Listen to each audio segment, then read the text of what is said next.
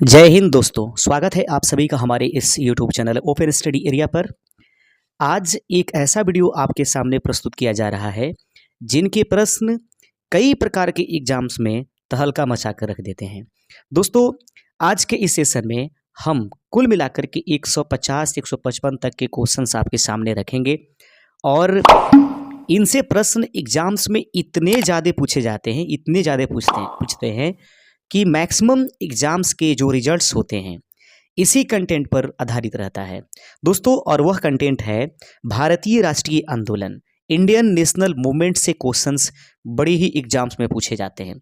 और खास करके देखिएगा 1917 से लेकर 1947, ऐसे तो महात्मा गांधी 1915 में भारत में लौट गए थे, लेकिन चंपारण आंदोलन के बाद उनका काल जो है बेहतर तरीके से संपूर्ण भारत में फैलता है। इसलिए हम 1917 से लेकर 1947 ईस्वी के बीच के उपस्थित रहने वाले जो भारतीय राष्ट्रीय आंदोलन है उनके सभी प्रश्न देखेंगे। दोस्तों, इस समय को हम लोग गांधी युग के नाम से जानते हैं, अतः इसको हम लोग भारतीय राष्ट्रीय आंदोलन के अंतर्गत गांधी युग के अंतर्गत भी पढ़ेंगे। 1917 से लेकर 1947 तक जितने भी मोस्ट इंपॉर्टेंट क्वेश्चन होंगे उनको हम एक एक करके यहाँ पर समझाएंगे। बिल्कुल हटिएगा नहीं। चैनल पर नए होंगे तो चैनल को सब्सक्राइब कर दीजिएगा और इस चैनल को मोटिवेट कीजिए ताकि हम अधिक से अधिक आपके लिए प्रयास करते रहें। कौन कौन से व्यक्ति इस वीडियो को देख सकते हैं? सबसे पहले तो बीपीएससी टीआरई 4.0 की तैयारी जो करने वाले हैं उनको देखना है। बिहार पुलिस की तैयारी करने वाले जो कैंडिडेट हैं उनको देखना है। आरआरबी ग्रुप डी की, एनटीपीसी एग्जामिनेशंस और अदर एग्जाम्स में जो एसएससी जीडी या फिर बिहार एसएससी की जो तैयारी करते हैं उनको तो ये हर हाल में वीडियो देखना होगा। यदि आप अपने एग्जाम्स में भी तहलका मचाना चाहते हैं तो ये प्रश्न को गौर से देखिए, प्रश्न आने दीजिए, तब आपको बखूबी जो है यह बात फीलिंग्स होने लगेंगे कि वाकई यार इस वीडियो में तो दम है। तो आइए शुरुआत करेंगे। बिल्कुल हटिएगा नहीं और बस एक लाइक का बटन दबा दीजिए और शुरुआत कीजिए। पहला प्रश्न आपके स्क्रीन पर है और पहले प्रश्न को गौर से पढ़ेंगे। देखिएगा, थोड़ा सा अब इसको छोटा कर लेते हैं ताकि थोड़ा सा और मजा आएगा पढ़ने में। प्रश्न है कि वर्ष 1947 के बाद निम्नलिखित में से किस राज्य को भारत संघ में सैनिक कार्रवाई के द्वारा बलपूर्वक मिलाया गया था? तो 1947 के बाद निम्नलिखित में से वह राज्य कौन है? हैदराबाद। ठीक है, भारत संघ में उसको जबरदस्ती मिलाया गया था। अब देखिएगा, हैदराबाद यह एक प्रकार का क्या था सर? आप जरूर हमें कमेंट करके बताइएगा। यह एक रियासत था। सरदार वल्लभ भाई पटेल ने अपने ताकतों पर अपने सैन्य कार्रवाई के माध्यम से इसे जबरदस्ती भारत में मिलाया है, जिसको बलपूर्वक नाम दिया गया। अब इसका सही आंसर हैदराबाद हो जाएगा। आइए देख लीजिए, प्रश्न है किसने कहा था तुम मुझे खून दो मैं तुम्हें आजादी दूंगा? आसान क्वेश्चन है, सुभाष चंद्र बोस। याद रखिएगा दोस्तों, थोड़ा सा अभी तो 2 क्वेश्चन ही हुए, आगे बढ़िए ना, फिर उसके बाद देखिए क्या होता है। बिल्कुल पीछे हटिए नहीं, कमर कस लीजिए यदि एग्जाम्स में रिजल्ट आप चाहते हैं। अगला क्वेश्चन है कि वर्ष 1919 में जालियांवाला बाग हत्याकांड कहां पर हुआ? अमृतसर। यह भी एक बेहद आसान क्वेश्चन है। यह जो गांधी युग के जितने भी महत्वपूर्ण क्वेश्चंस होंगे उनको हम 1917 से 1947 के बीच लेकर के आ रहे हैं, तो कुछ क्वेश्चंस आपको शुरू में हल्के जरूर नजर आएंगे। थोड़ा सा आगे बढ़िए। नमक सत्याग्रह किस ईस्वी में प्रारंभ हुआ था? इसका भी सही आंसर 1930 ईस्वी में नमक सत्याग्रह जो है प्रारंभ हुआ था। अब आ जाइए, क्वेश्चन मस्ट इंपॉर्टेंट, कई बार ये क्वेश्चन पूछा गया और प्रश्न है निम्नलिखित में से किस कृत्य के कारण भगत सिंह राजगुरु सुखदेव को 23 मार्च 1931 को फांसी दी गई थी? सबसे पहले तो 23 मार्च 1931 ईस्वी को भगत सिंह के साथ किनको किनको फांसी दिया गया था? उस समय राजगुरु और सुखदेव, तो याद रखिएगा कब दिया गया था, तो 23 मार्च 1931 भी याद रखिएगा। लेकिन यह क्यों दिया गया था, तो इसका कारण यह है कि वर्ष 1928 में लाहौर में सैंडर्स की हत्या के कारण जो है इन लोगों को फांसी की सजा सुनाई गई थी। ठीक है, ऑप्शन इसका सही हो जाएगा। अगला क्वेश्चन देख लीजिए। अब आ गई क्वेश्चन, प्रश्न कहता है कि निम्नलिखित में से किस अधिनियम के तहत बिना मुकदमा और दोषी सिद्धि के ही विधि न्यायालय ने किसी भी व्यक्ति को कैद करने का अधिकार सरकार को दिया था? याद रखेंगे, नो अपील, नो दलील, सीधा जेल, नो बेल। इस प्रश्न का जो अधिनियम था इसका ये नारा था। इस अधिनियम को हम लोग 1919 ईस्वी में ये पारित किया गया था अंग्रेजों के द्वारा, और इस अधिनियम को हम और आप रॉलेट एक्ट अधिनियम के नाम से जानते हैं। सही आंसर हो जाएगा। बिल्कुल आराम आराम से पढ़िए, कोई टेंशन लेने की जरूरत नहीं है, मत जाइए और एकदम मजे रहिए, और अपने जो है कान में एक ईयरफोन लगा लीजिए, आराम से सुनिए, सोने के समय इसको जरूर आप एक बार करते जाइए। प्रश्न है, काकोरी ट्रेन डकैती कांड के नायक कौन थे? काकोरी ट्रेन जो डकैती का कांड था उसके नायक कौन थे? राम प्रसाद बिस्मिल, याद रखिएगा, राम प्रसाद बिस्मिल जो थे काकोरी डकैती कांड के नायक थे, याद रखिएगा। अगला है, भारतीय राष्ट्रीय कांग्रेस के सबसे अधिक समय तक अध्यक्ष कौन रहे? याद रखिएगा, सबसे युवा तथा सबसे अधिक समय तक जो है कांग्रेस के सबसे अधिक दिन तक अध्यक्ष रहने वाले व्यक्ति में से अबुल कलाम आज़ाद, याद रखेंगे। भारतीय राष्ट्रीय कांग्रेस के सबसे अधिक समय तक अध्यक्ष कौन थे? अबुल कलाम आज़ाद। बिल्कुल हटिए नहीं, आराम आराम से पढ़िए। आइए देख लेते हैं, भारत एवं पाकिस्तान का विभाजन किस योजना के तहत हुआ था? ठीक है, भारत एवं पाकिस्तान का विभाजन किस योजना के तहत हुआ? माउंट बेटन योजना के तहत भारत एवं पाकिस्तान के विभाजन हुए थे। अगला है, कायदे आजम के नाम से किसे जाना जाता है? तो कायदे आजम मोहम्मद अली जीना को कहा जाता है। आगे बढ़ते चलते हैं, माई एक्सपेरिमेंट विथ ट्रूथ या माई एक्सपेरिमेंट्स विथ ट्रूथ के रचनाकार कौन है? सत्य में या सत्य की खोज, या माई एक्सपेरिमेंट विद ट्रूथ यानी सत्य में मेरी प्रयोग या सत्य का मेरा प्रयोग जो था, यह जो है महात्मा गांधी के द्वारा रचित की गई एक पुस्तक है। आइए देख लीजिए।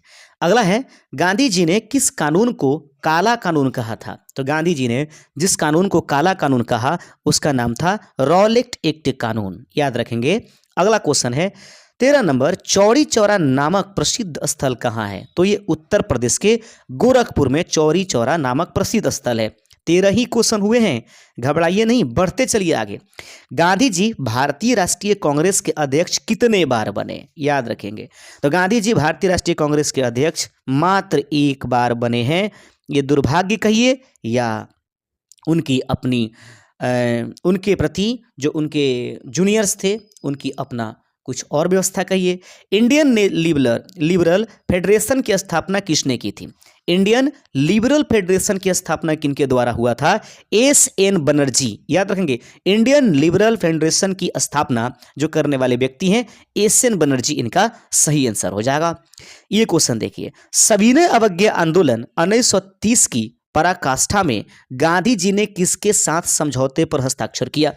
सविनय अवज्ञा आंदोलन 1930 की पराकाष्ठा में गांधी जी ने किसके साथ जो है समझौता किया था?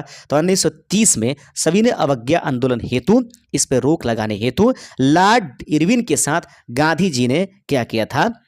समझौता किया। इस समझौते को ही गांधी इरविन समझौता के नाम से जाना जाता है। अगला क्वेश्चन है कि वर्ष 1932 में अखिल भारतीय हरिजन संघ के संस्थापक कौन थे? तो 1932 में अखिल भारतीय हरिजन संघ के संस्थापक जो थे महात्मा गांधी थे। इसका सही आंसर महात्मा गांधी है। अगला क्वेश्चन है कि कहाँ 21 अक्टूबर 1943 को स्वतंत्र भारत की आजाद हिंद सरकार की घोषणा की गई थी? प्रश्न है कि 21 अक्टूबर कहाँ पर 21 अक्टूबर 1943 को स्वतंत्र भारत की आजाद हिंद सरकार की घोषणा की गई? सिंगापुर इस प्रश्न का सही आंसर है। कम प्रश्न नहीं है, देखते चलिए। भारतीय स्वतंत्रता संग्राम के दौरान साइमन कमीशन की नियुक्ति निम्न उद्देश्यों के लिए हुई थी। तो कहता है कि भारतीय स्वतंत्रता संग्राम के दौरान साइमन कमीशन की नियुक्ति किस उद्देश्य के कारण हुई थी? देखिएगा, 1919 के सुधारों की प्रगति की समीक्षा करने हेतु जो है साइमन कमीशन की नियुक्ति भारतीय स्वतंत्रता संग्राम के दौरान की गई है। अगला है प्रश्न है कि भारतीय राष्ट्रीय कांग्रेस का 1938 का अधिवेशन किस शहर में हुआ था? बहुत ही इंपॉर्टेंट है। भारतीय राष्ट्रीय कांग्रेस का 1938 का अधिवेशन किस शहर में हुआ? हरिपुरा इस प्रश्न का सही आंसर हो जाएगा। ठीक है, प्रश्न है महात्मा गांधी दक्षिण अफ्रीका से भारत में किस वर्ष लौटे थे? महात्मा गांधी दक्षिण अफ्रीका से भारत में कब लौटे? 1915। वीडियो स्टार्ट होने से पहले ही मैंने आपको बताया था। आगे देखते हैं, मुस्लिम लीग ने मुक्ति दिवस कब मनाया था? तो मुस्लिम लीग ने मुक्ति दिवस 1939, कहीं कहीं पर आपको 1940 भी दिखाई देगा, लेकिन आप इसको आगे बढ़ते चलते हैं। अगला क्वेश्चन कहता है कि किसने कहा था मेरी पीठ पर किया जाने वाला प्रहार ब्रिटिश साम्राज्य के ताबूत में एक कील सिद्ध होगी। यह सेंटेंस किनका है कि मेरी पीठ पर किया जाने वाला प्रहार ब्रिटिश साम्राज्य के ताबूत में एक कील सिद्ध होगी। यह शब्द था या यह स्टेटमेंट था लाला लाजपत राय का। इन्हें जो है लाला लाजपत राय को पंजाब केसरी के नाम से जाना जाता है। अगला क्वेश्चन है 1942 के आंदोलन में डॉक्टर राजेंद्र प्रसाद को किस जेल में कैद रखा गया था? 1942 के आंदोलन के दौरान डॉक्टर राजेंद्र प्रसाद को किस जेल में कैद रखा गया था? सही आंसर है बांकीपुर जेल में, जो 1942 के आंदोलन के दौरान डॉक्टर राजेंद्र प्रसाद को जेल में कैद करके रखा गया था। अगला क्वेश्चन है भारत छोड़ो आंदोलन कब प्रारंभ हुआ? तो भारत छोड़ो आंदोलन 9 अगस्त 1942। दोस्तों ये कहीं कहीं 8 अगस्त भी दिया गया है, ठीक है, तो इसमें करेक्शन कर देंगे जिस प्रकार से आपको ऑप्शन एग्जाम्स में मिले उस हिसाब से। अगला क्वेश्चन है निम्नलिखित में से कौन सा कथन पूना पैक्ट 1932 के संदर्भ में सही नहीं है? निम्नलिखित में से वह कौन सा कथन है जो पूना पैक्ट जो है, ठीक है, पूना पैक्ट किनके बीच हुआ था? तो आप जरूर बता देंगे पूना पैक्ट जो है वह किनके बीच में हुआ था, इसको जरूर बताएंगे। मुझे लगता है कि पूना पैक्ट जो है वह अंबेडकर जी और महात्मा गांधी के बीच हुआ था, ठीक है। तो कहता है कि निम्नलिखित में से कौन सा कथन पूना पैक्ट 1932 के संदर्भ में सही नहीं है? सरकारी नौकरियों में दलितों को समुचित प्रतिनिधित्व ये मांग नहीं थी, ठीक है, ऐसा बात नहीं था। आगे बढ़ते चलते हैं। भारतीय स्वतंत्रता आंदोलन के संदर्भ में ऊषा मेहता की ख्याति क्या है? तो भारतीय स्वतंत्रता आंदोलन के संदर्भ में ऊषा मेहता की ख्याति क्या थी? तो इसका सही आंसर हो जाएगा कि भारत छोड़ो आंदोलन की वेला में गुप्त कांग्रेस रेडियो चलाने हेतु, याद रखेंगे। तो ऊषा मेहता कौन थी? तो ऊषा मेहता का क्या काम था? तो भारतीय स्वतंत्रता आंदोलन के दौरान ऊषा मेहता का काम था कि भारतीय छोड़ो आंदोलन की वेला में गुप्त कांग्रेस के लिए रेडियो चलाने हेतु ऊषा मेहता का काम सौंपा गया था। अगला है लोक सुरक्षा विधेयक यानी कि पब्लिक सेफ्टी बिल, याद रखेंगे। लोक सुरक्षा विधेयक अर्थात पब्लिक सेफ्टी बिल 1928 का विरोध करते समय निम्नलिखित में से किसने कहा था कि वह भारतीय राष्ट्रीयता पर, भारतीय राष्ट्रीय कांग्रेस पर सीधा प्रहार है और भारत की दास्ता के पहले नंबर का बिल है? यह सेंटेंस था मोतीलाल नेहरू जी का। आगे बढ़ते चलते हैं। कहता है कि इन व्यक्तियों में से कौन कैबिनेट मिशन का सदस्य नहीं था? तो ऑप्शंस के अनुसार विलियम वुड इसका सही आंसर हो जाएगा। अगर ऑप्शंस में ऐसा मिलता है तो विलियम वुड को आप आंसर के रूप में चयन कीजिएगा कि वो सदस्य नहीं थे। निम्नलिखित में से किस भारतीय राष्ट्रीय कांग्रेस के अधिवेशन में जवाहरलाल नेहरू ने समाजवाद को भारत की समस्याओं को हल करने की कुंजी बताया? तो प्रश्न है कि भारतीय राष्ट्रीय कांग्रेस के अधिवेशन में जवाहरलाल नेहरू ने समाजवाद को भारत की समस्याओं को हल करने की कुंजी किसको बताया? तो लाहौर के भारतीय राष्ट्रीय कांग्रेस के अधिवेशन में जवाहरलाल नेहरू के द्वारा कहा गया था कि समाजवाद को भारत की समस्याओं को हल करने की कुंजी है। आगे है प्रश्न, महात्मा गांधी का हिंद स्वराज्य तत्व क्या है? तो देखेंगे हिंद स्वराज क्या है? तो महात्मा गांधी के द्वारा जो चलाया गया हिंद स्वराज तत्वतः क्या है? तो पश्चिमी आधुनिकता की एक आलोचना है। तो हिंद स्वराज जो है पश्चिमी आधुनिकता की आलोचना करता है। यह महात्मा गांधी के द्वारा प्रारंभ किया गया। देश बंधु की उपाधि संबंधित है। तो देश बंधु की उपाधि किन्हें दिया गया? तो देश बंधु की उपाधि चित्तरंजन दास, जिन्हें हम CR दास के नाम से भी जानते हैं। देश बंधु CR दास को कहा जाता है। अगला क्वेश्चन है कि सुभाष चंद्र बोस ने सिंगापुर में दिल्ली चलो का नारा दिया। याद रखेंगे सुभाष चंद्र बोस ने सिंगापुर में दिल्ली चलो का नारा दिया। यह उन्होंने कब दिया? 1943 के दौरान। ये इसका सही आंसर हो जाएगा। अगला क्वेश्चन है कि गांधी इरविन समझौता 5 मार्च 1931 किससे संबंधित है? तो गांधी इरविन समझौता जो है 5 मार्च 1931 के दौरान ये कहा जाता है। ये सविनय अवज्ञा आंदोलन से संबंधित है। आगे बढ़ते चलते हैं। स्वतंत्र भारत के प्रथम महाराज्यपाल अर्थात गवर्नर जनरल कौन थे? तो स्वतंत्र भारत के प्रथम महाराज्यपाल अर्थात गवर्नर जनरल लॉर्ड माउंटबेटन थे। आगे बढ़िए। अगला प्रश्न है, महात्मा गांधी की हत्या कब हुई थी? तो महात्मा गांधी की हत्या 30 जनवरी 1948 ईस्वी को हुआ था। आगे बढ़ते चलते हैं। गांधी जी किस गोलमेज सम्मेलन में भाग लेने के लिए लंदन गए थे? तो गांधी जी जिस गोलमेज सम्मेलन में भाग लेने के लिए लंदन गए वह है द्वितीय गोलमेज सम्मेलन। गांधी जी द्वितीय गोलमेज सम्मेलन में भाग लेने के लिए लंदन गए हुए थे। अगला क्वेश्चन है, साइमन कमीशन का भारत आगमन किस वर्ष में हुआ था? साइमन कमीशन भारत में कब आया? तो 1928 इस प्रश्न का सही आंसर है। 1928 जो है साइमन कमीशन भारत में आया था। सारे जहां से अच्छा हिंदोस्तां हमारा, इसके रचनाकार कौन है? इसके रचनाकार हैं मोहम्मद इकबाल साहब। आगे बढ़ते चलते हैं। अगला है कि दांडी यात्रा में गांधी जी ने कितनी दूरी तय करके नमक कानून का विरोध किया था? दांडी यात्रा में गांधी जी ने कितनी दूरी तय करके, आते जाते सबको मिला लिया जाए तो लगभग वो 385 किलोमीटर की यात्रा किए थे। आगे बढ़िए। कांग्रेस का प्रथम विभाजन 1907 के सूरत अधिवेशन में हुआ था। इसमें दूसरा विभाजन कब हुआ? तो याद रखेंगे, सूरत में पहला विभाजन जो है वह कांग्रेस में हुआ था, जिसमें नरम दल और गरम दल अलग हो गए। लेकिन इसके बाद दूसरा विभाजन भी हुआ। वह विभाजन मुंबई अधिवेशन 1918 में हुआ था। आगे बढ़ते चलते हैं। स्वतंत्रता प्राप्ति के समय महात्मा गांधी थे। तो देखेंगे, स्वतंत्रता प्राप्ति के समय महात्मा गांधी कांग्रेस के सदस्य नहीं थे। ठीक है, आगे बढ़ते चलते हैं। क्वेश्चन 43 है, 1923 ईस्वी में चित्तरंजन दास एवं मोतीलाल नेहरू ने कहाँ स्वराज पार्टी की स्थापना की थी? तो 1923 ईस्वी में चित्तरंजन दास एवं मोतीलाल नेहरू ने स्वराज पार्टी की स्थापना इलाहाबाद में किया था। आगे बढ़ेंगे दोस्तों। अगला क्वेश्चन है, भारत एवं पाकिस्तान के बीच सीमांकन किसने किया था? तो भारत एवं पाकिस्तान के बीच सीमांकन करने वाला व्यक्ति सर सिरिल रेडक्लिफ हैं। आगे बढ़िए। उसको रेडक्लिफ रेखा भी कहा जाता है। दक्षिण अफ्रीका में महात्मा गांधी द्वारा प्रकाशित पत्रिका का नाम क्या था? दक्षिण अफ्रीका में जो महात्मा गांधी ने जो प्रकाशित किया था पत्रिका, उसका नाम था इंडियन ओपिनियन। तो याद रखेंगे, इंडियन ओपिनियन की शुरुआत करने वाले पत्रिका के प्रकाशक कौन हैं? तो महात्मा गांधी इस प्रश्न का सही आंसर हो जाएगा। अगला प्रश्न है, भारत छोड़ो आंदोलन के समय इंग्लैंड का प्रधानमंत्री कौन था? तो भारत छोड़ो आंदोलन, क्विट इंडिया मूवमेंट के समय इंग्लैंड में प्रधानमंत्री चर्चिल थे। विंस्टन चर्चिल इसका सही आंसर है। अगला क्वेश्चन है, 1947 ईस्वी के भारतीय राष्ट्रीय कांग्रेस के दिल्ली अधिवेशन की अध्यक्षता किसने किया था? तो 1947 की बात करें तो भारतीय राष्ट्रीय कांग्रेस के दिल्ली अधिवेशन की अध्यक्षता डॉक्टर राजेंद्र प्रसाद के द्वारा की गई थी। आगे बढ़ते चलते हैं। दिल्ली अधिवेशन याद रखेंगे, भारत में साइमन कमीशन के बहिष्कार का मुख्य कारण था।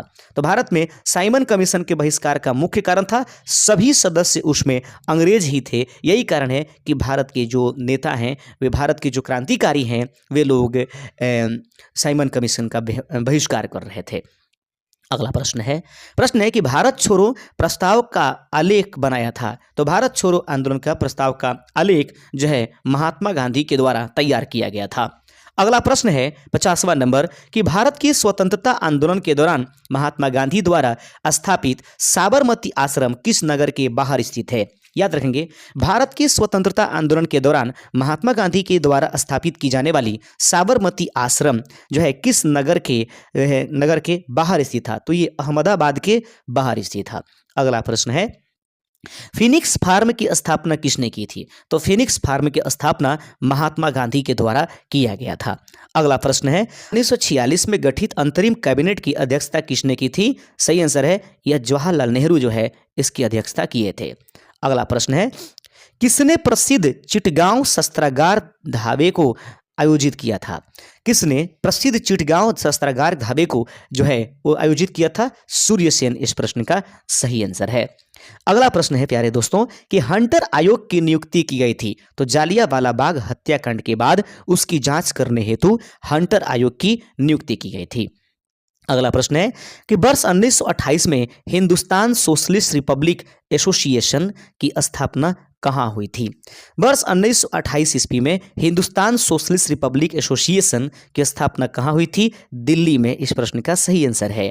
अगला क्वेश्चन है, जालियांवाला बाग में प्रदर्शन के लिए क्यों लोग जमा हुए थे? जालियांवाला बाग हत्याकांड जो हुआ, तो जालियांवाला बाग में प्रदर्शन करने के लिए लोग इकट्ठा आखिर हुए क्यों थे? तो कहता है कि किचलू और सत्यपाल को बंदी बनाया गया था और उनको बंदी बनाए जाने के कारण उनको छुड़ाने के लिए या उनको फ्री किया जाए, इसके विरोध में जो है फ्री करने हेतु विरोध प्रदर्शन जो है जारी करने के लिए लोग वहाँ पर इकट्ठा हुए थे। अगला प्रश्न है कि ब्रिटिश सरकार ने महात्मा गांधी को जो उपाधि दी थी और जिसे उन्होंने असहयोग आंदोलन में वापस कर दिया था वह यह थी। ब्रिटिश सरकार ने महात्मा गांधी को जो उपाधि दी थी जिसे उन्होंने असहयोग आंदोलन के दौरान वापस कर दिया, तो केसर ए हिंद की जो है उपाधि महात्मा गांधी को ब्रिटिश सरकार ने दिया था। उन्होंने असहयोग आंदोलन के दौरान इस जो है उपाधि को अंग्रेजों को वापस लौटा दिया था। ठीक है, आगे बढ़ते चलते हैं। अगला क्वेश्चन है, व्यक्तिगत सत्याग्रह में विनोबा भावे को प्रथम सत्याग्रही चुना गया था, दूसरा सत्याग्रही कौन थे? तो व्यक्तिगत सत्याग्रह में विनोबा भावे प्रथम सत्याग्रही थे, लेकिन दूसरा सत्याग्रही कोई व्यक्ति है तो उनका नाम पंडित जवाहरलाल नेहरू था। आगे बढ़ते चलिएगा। अगला क्वेश्चन है कि रॉलेट एक्ट पारित किया गया, रॉलेट एक्ट आखिर कब पारित किया गया, यह प्रश्न आपके सामने रखा गया है। तो रॉलेट एक्ट राष्ट्रवादी और क्रांतिकारी क्रियाकलापों में कमी लाने के लिए जो है रॉलेट एक्ट पारित किया गया था। रॉलेट एक्ट पारित करने का मुख्य कारण कि राष्ट्रवादी और क्रांतिकारी क्रिया जो धीरे धीरे बढ़ रहे थे भारत में अंग्रेजों के खिलाफ, तो इसी को कंट्रोल करने हेतु रॉलेट एक्ट पारित किया गया था।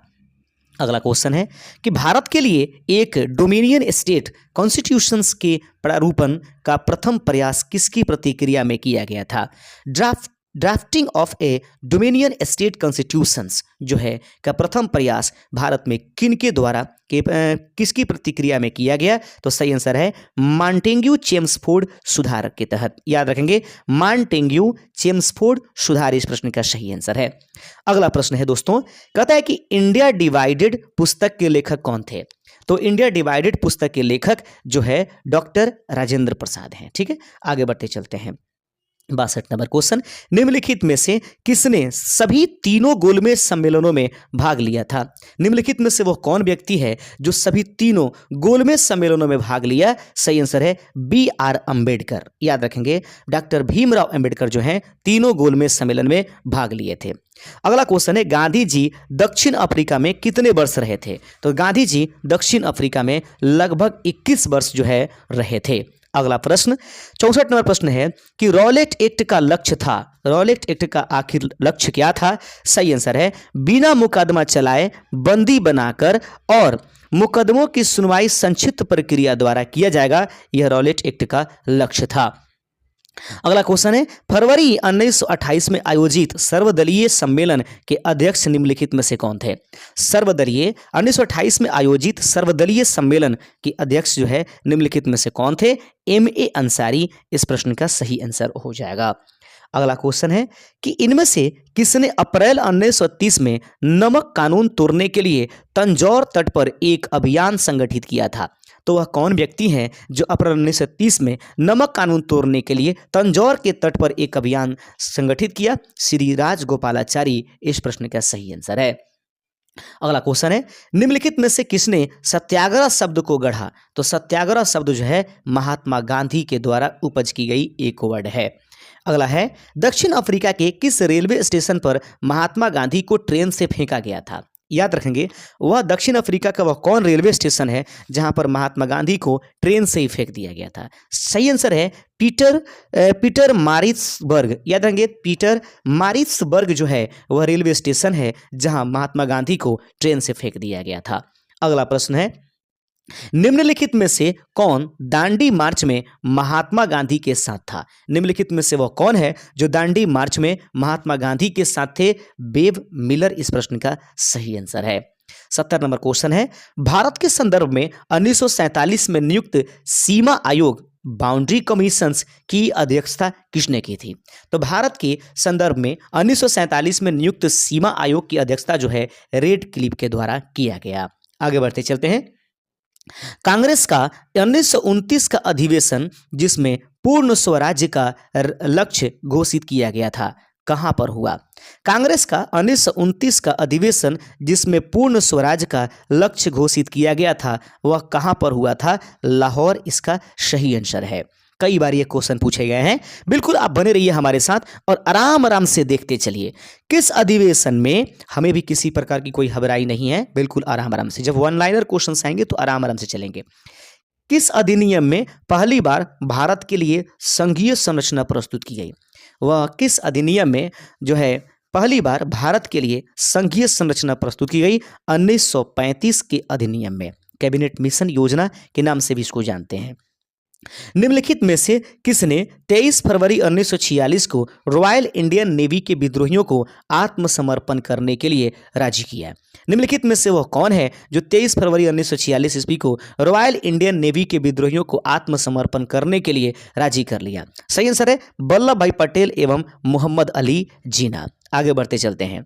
अगला क्वेश्चन है कि 20 सितंबर 1932 को यरवदा जेल में महात्मा गांधी ने आमरण अनशन किसके विरोध में किया था? तो 20 सितंबर 1932 का वह दिन था जब यरवदा जेल में महात्मा गांधी ने आमरण अनशन करने के लिए विरोध किया। किसके विरोध में किया आमरण अनशन उन्होंने किया? तो रैमसे मैकडोनाल्ड के सांप्रदायिक पंचांड के विरुद्ध जो है महात्मा गांधी ने यह जो है आमरण अनशन किया था। अगला क्वेश्चन है, प्रश्न देख लीजिएगा, थोड़ा सा इसको छोटा कर लेते ताकि इसका आंसर भी हमारे साथ आ जाए। प्रश्न है कि 1939 में पहली बार महात्मा गांधी ने देसी राज्य में नियंत्रित जनसंघर्ष चलाने की विशेष तकनीक को अपनाया। प्रश्न है कि 1939 में पहली बार महात्मा गांधी ने देसी राज्य में नियंत्रित जनसंघर्ष चलाने की विशेष तकनीक को अपनाया।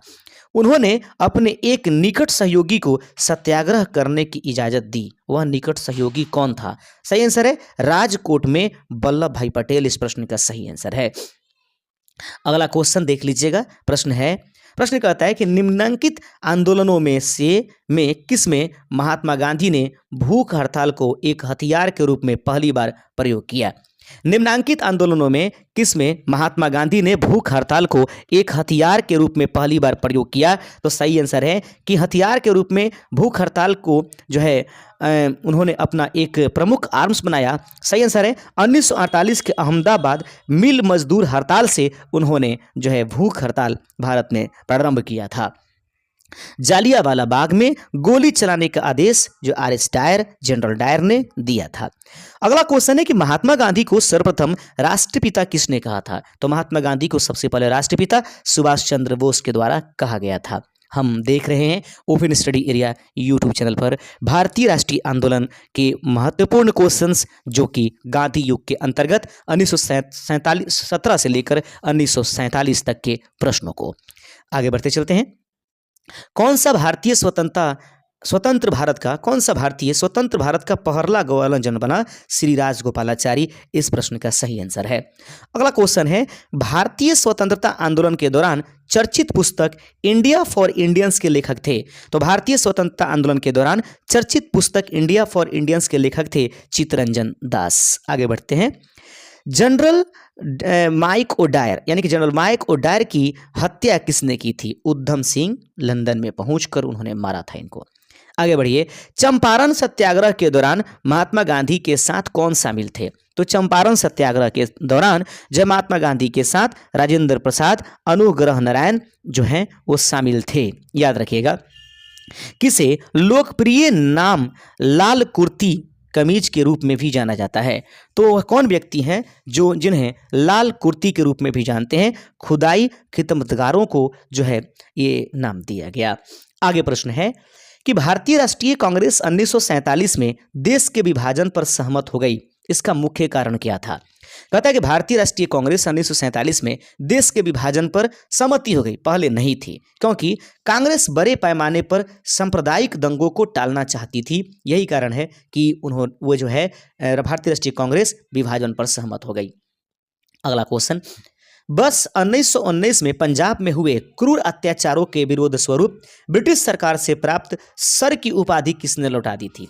तो सर की उपाधि जालियांवाला बाग हत्याकांड के बाद रविन्द्रनाथ टैगोर के द्वारा जो है लौटा दिया गया था। और आगे बढ़ते चलते हैं। किसने कहा मध्यरात्रि के टकोर पर जब संसार सोता है, भारत अपने जीवन व स्वतंत्रता के लिए जाग उठेगा। याद रखेंगे किसने कहा था, मध्य रात्रि के टकोर पर जब संसार सोता है, तो याद रखेंगे उस कंडीशंस में भारत अपनी स्वतंत्रता के लिए जाग उठेगा। जो है यह बिंदु किन के द्वारा कहा गया, सही आंसर है जवाहरलाल नेहरू के द्वारा कहा गया है। आगे बढ़ते चलते हैं दोस्तों अगले नंबर क्वेश्चन की तरफ। Who lives if India dies, कौन जिएगा अगर भारत ही मर जाएगा, यह उक्ति किनका है, पंडित जवाहरलाल नेहरू का। आगे बढ़ते चलते हैं, भारत में जब क्रिप्स मिशन आया उस समय भारत का वायसराय कौन था। तो भारत में जब क्रिप्स मिशन आया उस समय भारत का वायसराय लॉर्ड लिनलिथगो थे, सही आंसर है। अगला क्वेश्चन है, प्रश्न देखिएगा 89 नंबर, भारत की आज़ादी के समय कांग्रेस के अध्यक्ष कौन थे। तो भारत की आज़ादी के समय जेबी कृपलानी जो थे वह राष्ट्रीय कांग्रेस के अध्यक्ष थे। आगे बढ़ते हैं, महात्मा गांधी ने हिंद स्वराज की रचना की थी जब वे, तो महात्मा गांधी हिंद स्वराज की रचना जब किए थे वे जहाज से इंग्लैंड से दक्षिण अफ्रीका यात्रा कर रहे थे, उसी दौरान उन्होंने हिंद स्वराज की रचना किया था। अगला क्वेश्चन है, भारत में वैध शासन प्रारंभ किया गया। तो भारत में वैध शासन जो है मॉन्टेग्यू चेम्सफोर्ड रिफोर्स 1919 से। तो भारत में वैध शासन जो है वह मॉन्टेग्यू चेम्सफोर्ड रिफोर्स 1919 से प्रारंभ किया गया। अगला क्वेश्चन है, त्रिपुरी संकट की समाप्ति के बाद कांग्रेस का अध्यक्ष किसे चुना गया। प्रश्न बहुत मस्त है। त्रिपुरी संकट की समाप्ति के बाद कांग्रेस का अध्यक्ष किसे चुना गया, राजेंद्र प्रसाद इस प्रश्न का सही आंसर हो जाएगा। बने रहिए आप हमारे साथ। प्रश्न है, किसने सुझाव दिया था कि स्वतंत्रता प्राप्ति के बाद भारतीय राष्ट्रीय कांग्रेस को समाप्त कर दिया जाए। तो किसने यह सुझाव दिया कि स्वतंत्रता जब मिल जाए तो उसके बाद भारतीय राष्ट्रीय कांग्रेस को समाप्त कर दिया जाए, यह महात्मा गांधी का सुझाव था। आगे बढ़िए, प्रश्न है कि भारतीय राष्ट्रीय कांग्रेस के त्रिपुरी सम्मेलन में वर्ष 1939 में सुभाष चंद्र बोस को कांग्रेस का अध्यक्ष चुना गया। तो यह त्रिपुरी कहाँ है, तो याद रखेंगे यह जबलपुर में उपस्थित है। इनकलाब का नारा किसने दिया, भगत सिंह के द्वारा इनकलाब की नारा दिया गया था। कवि मोहम्मद इकबाल जिन्होंने सारे जहां से अच्छा हिंदुस्तान लिखा, भारत के किस स्थान से संबंधित हैं, तो वे पंजाब से संबंधित हैं। अगला प्रश्न है, भारतीय राष्ट्रीय कांग्रेस का वर्ष 1929 में लाहौर अधिवेशन जिसमें अंग्रेजों से पूर्ण स्वतंत्रता पाने का संकल्प अंगीकृत किया गया था, यह किसकी अध्यक्षता में हुआ था। सही आंसर है जवाहरलाल नेहरू की अध्यक्षता में हुआ था। आइए बढ़ते चलते दोस्तों 98 नंबर क्वेश्चन है कि 1946 में बनी अंतरिम सरकार में राजेंद्र प्रसाद के पास कौन सा विभाग था। कई बार ये बीपीएससी में क्वेश्चन पूछा गया। 1946 में बनी अंतरिम सरकार में राजेंद्र प्रसाद के पास कौन सा विभाग था। सही आंसर है खाद्य एवं कृषि विभाग जो था वो राजेंद्र प्रसाद के पास था। अगला प्रश्न है, भारत के विभाजन का बाल्कन प्लान उपज था। तो भारत के विभाजन का बाल्कन प्लान किसके दिमाग का उपज था, तो लॉर्ड माउंटबेटन के मस्तिष्क का ये उपज था। बाल्कन प्लान के नाम से इसको जाना जाता है। अगला क्वेश्चन है कि किस भारतीय राष्ट्रीय नेता ने जर्मनी और ब्रिटेन के बीच युद्ध को ऐसे ईश्वर प्रदत्त अवसर के रूप में देखा जिसमें भारतीयों को उस स्थिति को अपने हित में लाभ उठाने का मौका मिला। सही आंसर है सुभाष चंद्र बोस। आइए बढ़ते चलते हैं। प्रश्न है कि निम्नलिखित में से किसने जिसके कारण सार्वजनिक रोष की लहर उभरी जिसके फलस्वरूप जालियांवाला बाग में ब्रिटिश द्वारा नरसंहार की घटना घटी। द रॉलेट एक्ट इसका सही आंसर हो जाएगा। आइए बढ़ते चलते दोस्तों, भारतीय स्वतंत्रता संघर्ष के दौरान निम्नलिखित में से किसने फ्री इंडियन लीजन नामक सेना बनाई थी। तो भारतीय स्वतंत्रता संघर्ष के दौरान निम्नलिखित में से किसने फ्री इंडियन लीजन नामक सेना बनाई थी। सुभाष चंद्र बोस के द्वारा फ्री इंडियन लीजन नामक सेना बनाया गया था। आगे बढ़ते हैं। क्वेश्चन है कि गांधी जी के निम्नलिखित अनुयायियों में से कौन पेशे से एक शिक्षक थे। तो गांधी जी के निम्नलिखित अनुयायियों में से वह कौन व्यक्ति हैं जो पेशे से एक शिक्षक थे। जेबी कृपलानी इस प्रश्न का सही आंसर है। जयप्रकाश नारायण किस पार्टी से जुड़े हुए थे। तो जयप्रकाश नारायण सोशलिस्ट पार्टी से जुड़े हुए व्यक्ति थे। आगे है कि वर्ष 1946 में आजाद हिंद फौज के लाल किले में दिल्ली के मुकदमे की पैरवी निम्नलिखित में से किसने की थी। एक बार फिर से, वर्ष 1946 में आजाद हिंद फौज के लाल किले में दिल्ली के मुकदमे की पैरवी निम्नलिखित में से किसने किया। सरदार वल्लभ भाई पटेल इस प्रश्न का सही आंसर हो जाएगा। अगला प्रश्न है दोस्तों, निम्न आंदोलनों में से किस एक के साथ अरुणा आसफ अली का संबंध भूमिगत कार्यकलापों के महिला संगठनकर्ता के रूप में था। तो निम्नलिखित आंदोलनों में से किस एक के साथ अरुणा आसफ अली का संबंध भूमिगत कार्यकलापों के महिला संगठनकर्ताओं से के रूप में था? भारत छोड़ो आंदोलन के साथ जो है अरुणा आसफ अली जुड़ी हुई थी। आगे बढ़ते हैं। प्रश्न है, भारतीय स्वतंत्रता संग्राम के संदर्भ में कांग्रेस का हरिपुरा अधिवेशन एक मील का पत्थर था क्योंकि? प्रश्न देख लीजिएगा। भारतीय स्वतंत्रता संग्राम के संदर्भ में कांग्रेस का हरिपुरा अधिवेशन एक मील का पत्थर था क्योंकि इसमें योजना आयोग की अवधारणा को प्रस्तुत किया गया था। सही आंसर हो जाएगा। अगला क्वेश्चन है, प्रश्न कहता है कि सरदार वल्लभ भाई पटेल के नेतृत्व में शुरू हुए बारदोली सत्याग्रह की मुख्य मांग निम्नलिखित में से कौन सी थी? प्रश्न एक बार फिर से, सरदार वल्लभ भाई पटेल के नेतृत्व में शुरू हुए बारदोली सत्याग्रह की मुख्य मांग निम्नलिखित में से कौन सी थी? सही आंसर है नई बढ़ी हुई लगान दर की वापसी कर लेना। आगे बढ़ते चलते हैं। क्वेश्चन है, प्रश्न कहता है कि निम्न में से कौन सा गोलमेज सम्मेलन जो है राउंड टेबल कॉन्फ्रेंस 1932 में हुआ था? प्रश्न है कि निम्नलिखित में से कौन सा गोलमेज सम्मेलन 1932 में हुआ? सही आंसर है तीसरा गोलमेज सम्मेलन 1932 में हुआ। गांधी जी ने दांडी समुद्र तट पर नमक कानून का उल्लंघन 22 मार्च 1930 ईस्वी को किया था। आगे बढ़ते चलते हैं। भारतीय राष्ट्रीय कांग्रेस के 1924 के अधिवेशन से महात्मा गांधी द्वारा मात्र एक बार अध्यक्षता की गई। यह अधिवेशन कहां हुआ था? बेलगांव इस प्रश्न का सही आंसर है। अगला प्रश्न है 112 नंबर, निम्नलिखित में से कौन क्रिप्स मिशन के साथ कांग्रेस के आधिकारिक वार्ताकार थे? निम्नलिखित में से कौन क्रिप्स मिशन के साथ कांग्रेस के आधिकारिक वार्ताकार थे? सही आंसर है पंडित जवाहरलाल नेहरू एवं मौलाना अबुल कलाम आजाद। आगे बढ़ते चलते हैं। प्रश्न कहता है कि 1932 ईस्वी में महात्मा गांधी ने मरण पर्यंत उपवास प्रधानता इसलिए किया। देखेंगे 1932 ईस्वी में महात्मा गांधी ने मरण पर्यंत उपवास प्रधानता इसलिए किया क्योंकि रैमजे मैकडोनाल्ड ने सांप्रदायिक अधिनियम की घोषणा किया था। आगे बढ़ते चलते हैं, ये दोबारा हो गया है। अगला क्वेश्चन है, निम्नलिखित में से किसने 1946 ईस्वी के कैबिनेट मिशन का नेतृत्व किया था? निम्नलिखित में से वह कौन व्यक्ति है जिसने 1946 ईस्वी के कैबिनेट मिशन के नेतृत्व किया? सर पैथिक लॉरेंस इस प्रश्न का सही आंसर हो जाएगा। अगला प्रश्न है दोस्तों, 15 अगस्त 1947 को निम्नलिखित में से कौन भारतीय राष्ट्रीय कांग्रेस का अध्यक्ष था? जेबी कृपलानी। यह भी प्रश्न थोड़ा सा एक बार दोहरा दिया गया, कोई बात नहीं है।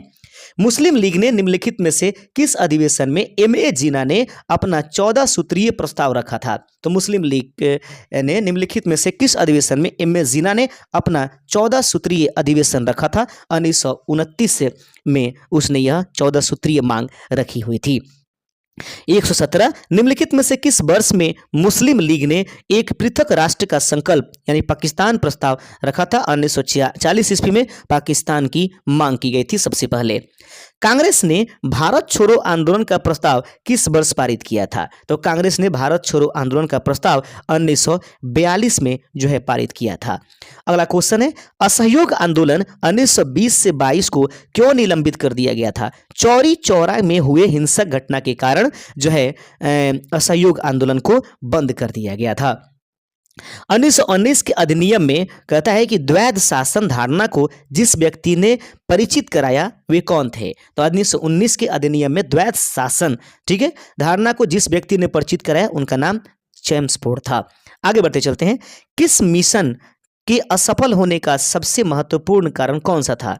किस 1942 के मिशन का जो है असफल होने का मुख्य कारण क्या था? क्रिप्स का ग्रहण करने या छोड़ देने वाला दृष्टिकोण इस प्रश्न का सही आंसर है। आइए बढ़ते चलते हैं। जब 15 अगस्त 1947 को भारत ने अपनी पहली आज़ादी का जश्न मनाया तब महात्मा गांधी कहाँ थे? तो उस समय महात्मा गांधी कोलकाता में थे। आगे बढ़ते चलते हैं। प्रश्न है कि असहयोग आंदोलन शुरू करने के समय भारत के वायसराय कौन थे? असहयोग आंदोलन के शुरू करने के समय भारत के जो है वायसराय कौन थे? लॉर्ड चेम्सफोर्ड इस प्रश्न का सही आंसर है। अगला प्रश्न है, भारतीय कम्युनिस्ट पार्टी का अस्तित्व किस वर्ष में आया? तो भारतीय कम्युनिस्ट पार्टी का अस्तित्व 1925 में आया था। इसका सही आंसर 1925 हो जाएगा। लगातार आप बने रहिए। महात्मा गांधी के राजनीतिक गुरु कौन थे? गोपाल कृष्ण गोखले। ये कई बार आप प्रश्न से मिले होंगे। दीनबंधु के नाम से कौन विख्यात था? तो CF एंड्रूज को दीनबंधु के नाम से जाना गया। कौन आजाद हिंद फौज से संबंधित नहीं थे? तो सी अरदास आजाद हिंद फौज से संबंधित नहीं थे। स्वराज पार्टी की स्थापना किस वर्ष की गई थी? तो स्वराज पार्टी की स्थापना 1923 ईस्वी में किया गया था। जालियांवाला बाग के नरसंहार के समय भारत का वायसराय कौन था? जालियांवाला बाग के नरसंहार के समय भारत का वायसराय थे लॉर्ड जेम्स फोर्ड। इस प्रश्न का सही आंसर हो जाएगा।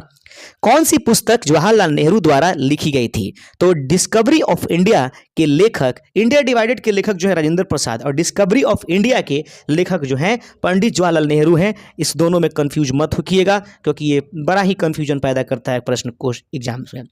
नेहरू रिपोर्ट को अंतिम रूप से अगस्त 1928 में आयोजित सर्वदलीय सम्मेलन में स्वीकार किया गया था। इस सम्मेलन की अध्यक्षता किसने की थी? डॉक्टर अंसारी, याद रखेंगे। अगला है कि ब्रिटिश सरकार ने पहली बार यह घोषणा की कि उनकी मंशा भारत में धीरे धीरे एक उत्तरदायी सरकार बनाने की है। यह अगस्त 1917 की उस घोषणा में उसने यह बताया था। इनकलाब जिंदाबाद नारा भगत सिंह के द्वारा दिया गया। आगे बढ़ते चलते हैं। कहता है कि निम्नलिखित में से कौन भारत छोड़ो आंदोलन में शामिल नहीं थे? डॉक्टर BR अम्बेडकर जो भारत छोड़ो आंदोलन में शामिल नहीं थे। 1927 की बटलर कमेटी का उद्देश्य था। तो 1927 की बटलर कमेटी का जो उद्देश्य था वह क्या है? भारतीय सरकार तथा देशी राज्यों के बीच संबंधों को सुधारना। यह 1927 की बटलर कमेटी के उद्देश्य था। भारत छोड़ो आंदोलन को और किस नाम से जाना जाता है? उसको अगस्त क्रांति के नाम से भी जाना जाएगा। करो या मरो, डू और डाई का मंत्र किसने दिया? महात्मा गांधी। इस प्रश्न का सही आंसर है। 138 नंबर क्वेश्चन है कि निम्नलिखित में से किसने भारतीय राष्ट्रीय कांग्रेस के कराची अधिवेशन की अध्यक्षता की थी? तो कराची अधिवेशन की अध्यक्षता वल्लभ भाई पटेल ने किया था। यह बीपीएससी में क्वेश्चन पूछा गया। अगला है कि निम्न में से किस आंदोलन में सरदार वल्लभ भाई पटेल ने मुख्य भूमिका निभाई? तो बारडोली सत्याग्रह में सरदार भाई पटेल ने मुख्य भूमिका निभाया। वहीं पर उनको सरदार की उपाधि गांधी जी की तरफ से दिया गया, वहां की महिलाओं के माध्यम से।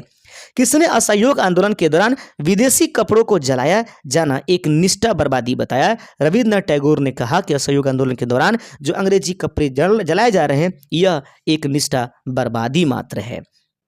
अगला है गांधी जी की मृत्यु पर किसने कहा हमारे जीवन से प्रकाश चला गया? जवाहरलाल नेहरू। इस प्रश्न का सही आंसर है। 1937 के दौरान के चुनावों में कांग्रेस द्वारा बहुमत प्राप्त प्रांतों की संख्या कितनी थी? तो 6 प्रांतों में कांग्रेस को पूर्ण बहुमत प्राप्त था। 143 भारतीय मुसलमानों के पृथक राज्य के लिए पाकिस्तान शब्द का प्रयोग सबसे पहले किसने किया? चौधरी रहमत अली के द्वारा पाकिस्तान शब्द का प्रयोग किया गया। वर्ष 1939 में कांग्रेस को छोड़ने के पश्चात सुभाष चंद्र बोस ने किस दल की स्थापना की? Forward block. इस प्रश्न का सही आंसर है। पुस्तक the story of the integrational of the Indian state किसने लिखी? तो पुस्तक the story of the integration of the Indian states किसने के द्वारा लिखा गया? बीपी मेनन के द्वारा यह लिखा गया है। अगला क्वेश्चन है 1932 के पूना समझौते के साथ किसका सीधा संबंध था? तो पूना समझौते के साथ भारतीय दलित वर्ग का सीधा संबंध था, जिसको डॉक्टर भीमराव अंबेडकर के द्वारा महात्मा गांधी के सामने रखा जा रहा था। वह व्यक्ति जिसने 4 अप्रैल 1919 को दिल्ली की जामा मस्जिद के प्रवचन मंच से हिंदू मुस्लिम एकता पर भाषण दिया, वे कौन थे? स्वामी श्रद्धानंद। इस प्रश्न का सही आंसर है। अगला है कि निम्नलिखित में से किस पार्टी ने भारत छोड़ो आंदोलन का समर्थन नहीं किया? तो इसको छोड़ देते क्योंकि ऑप्शंस वाले क्वेश्चंस नहीं है। मैं एक समाजवादी और गणतंत्रवादी हूं और मुझे राजाओं और राजकुमारों में विश्वास नहीं है, यह वक्तव्य संबंधित है। मैं एक समाजवादी और गणतंत्रवादी हूं और मुझे राजाओं और राजकुमार में विश्वास नहीं है, यह वक्तव्य पंडित जवाहरलाल नेहरू का है। अगला है भारत छोड़ो आंदोलन के उपरांत सी राजगोपालाचारी ने दी वे आउट नामक ये पैम्पलेट जारी किया। निम्नलिखित में से कौन सा एक प्रस्ताव इस पैम्पलेट से था? सही आंसर है संवैधानिक गतिरोध का हल। आगे बढ़ते चलते हैं। अगला क्वेश्चन है, प्रश्न है कि वे राष्ट्रीय नेता कौन थे जो 1925 में सेंट्रल लेजिस्लेटिव असेंबली के अध्यक्ष निर्वाचित हुए? तब विट्ठल भाई पटेल जो है राष्ट्रीय नेता 1925 में सेंट्रल लेजिस्लेटिव असेंबली के अध्यक्ष निर्वाचित हुए। उम्मीद करते हैं दोस्तों कि आज भारतीय राष्ट्रीय आंदोलन के गांधी युग से संबंधित हर एक प्रश्न को हम कंप्लीट कर चुके हैं और इससे आगे भारतीय राष्ट्रीय आंदोलन गांधी युग से प्रश्न नहीं आते हैं। मिलेंगे अगले दिन किसी नए टॉपिक के साथ। आज के लिए बस इतना ही सा। जय हिंद, जय भारत।